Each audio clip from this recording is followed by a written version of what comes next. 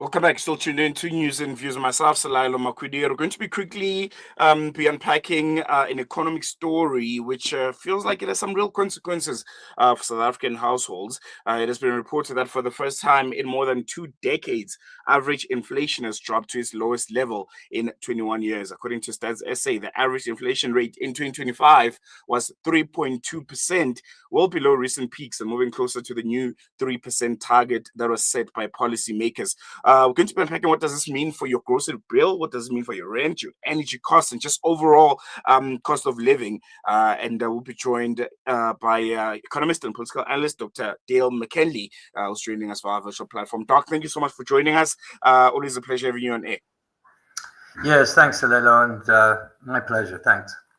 I think we'll jump right into it. Stats SA's report that the average inflation, as I mentioned, in 2025 was just 3.2%. They're saying this is the lowest in about 21 years. But for South Africans, what does that actually mean for everyday price changes? Does it feel like prices are really easing, or will they be easing in the near future? Well, it depends on which prices you're talking about, because what you're talking about here is headline inflation.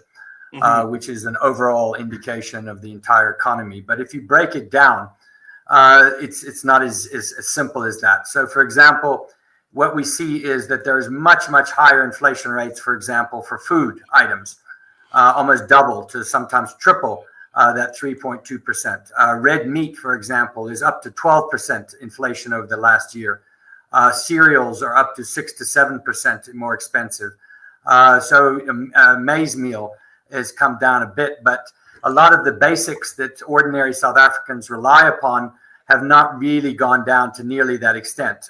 So the other driver of quite a bit of the higher inflation is utilities. Our utilities prices are going up in every single municipality as they squeeze the rates and taxes. So that's another area which doesn't really benefit a great deal from this headline inflation. And the other aspect is housing. Housing prices have also not been consistent with that. So yes, while it's a good indication of an overall trend, in specifics to ordinary folks, particularly working people, the difference will depend upon how much of their budget they spend on those other items where inflation is much higher. Do we know which sectors made the biggest contributions to this lower inflation reading, and which areas are still putting pressure on households, like food or housing prices and many others that you mentioned? Yeah, well, the one area which has improved quite substantially over the last while is fuel costs. They've come down. The inflation rate on fuel and transport has come down quite a bit, and that is oftentimes a driver of higher prices.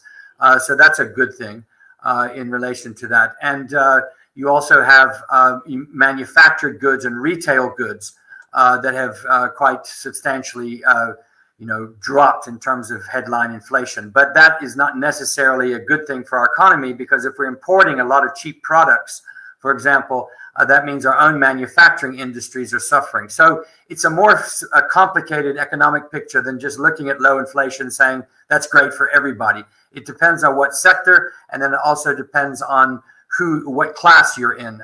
For the middle and upper middle class, who are much more capable of absorbing some of the other shocks, this is a good news, and for investors. But for working class and poor people, not so much so. The Reserve Bank has its inflation target at around 3%. How feasible is this? And with inflation also heading in that direction, what might this mean for interest rates? I think this one is very, very important. What does it mean for borrowing costs and just the broader economy in itself? Yeah, well, the general trend is that when you have lower headline inflation, you're generally going to lower interest rates, because the entire sort of theory of monetary policy is you keep inflation low in order to keep prices in check, and in order to basically keep the monetary flow tighter.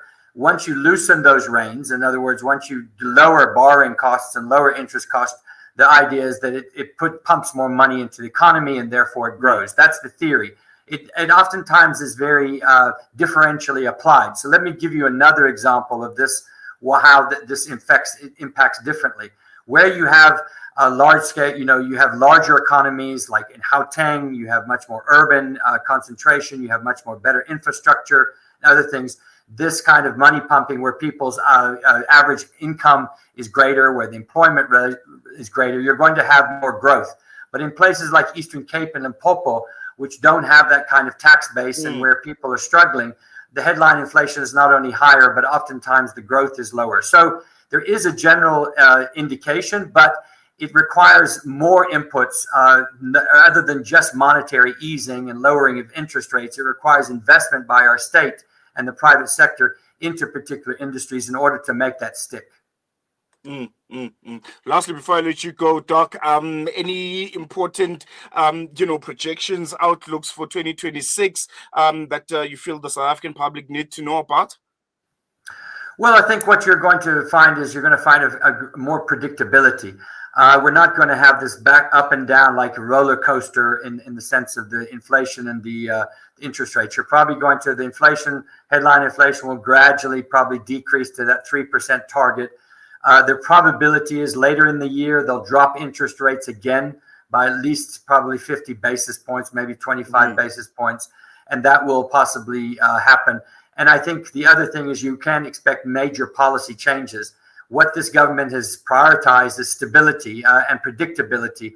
And that's good in some circumstances, as I said, for foreign investment and others, those with capital. For those who are trying to enter into the market and get jobs, not so much so. So while it's a decent story, the story is still the glass is only still half full. There you go, Dr. Dale McKinley, economist and political analyst. Always a pleasure. Thank you so much. Thank you. There we go. With that, I think, quick look into the economic trajectory of the country, we're going to be wrapping it up. But I'm going to wrap up with a question. What do you think? Do you feel like prices of everyday goods have dipped a bit? Have you seen some changes in your shopping basket? Petrol, I know, is one that is, becoming slightly affordable. Prices have been dropping in that aspect. You can give us a call. What have you seen? Which products, which staples have you seen a gradual decrease on? Our studio line is 0116800355, on WhatsApp 0617660355. Going to take a quick break. When we come back, News and Views continues. Well, it's very difficult. I don't want to demean Afia's humanity in any way, but this is a woman who's suffered more than any other woman I've ever come across, any other person. And she is deeply traumatized, suffers from post-traumatic stress disorder of the most extreme type. And obviously can't get any meaningful treatment from the very people who tortured her and who continue to abuse her. And FMC Carswell, possibly the worst prison I've ever been to in 41 years, where she's been raped and sexually assaulted. It's just disgusting. And I think every day that she spends in that awful place is another crime against her, which just adds impetus to what we're trying to do here to get her liberty.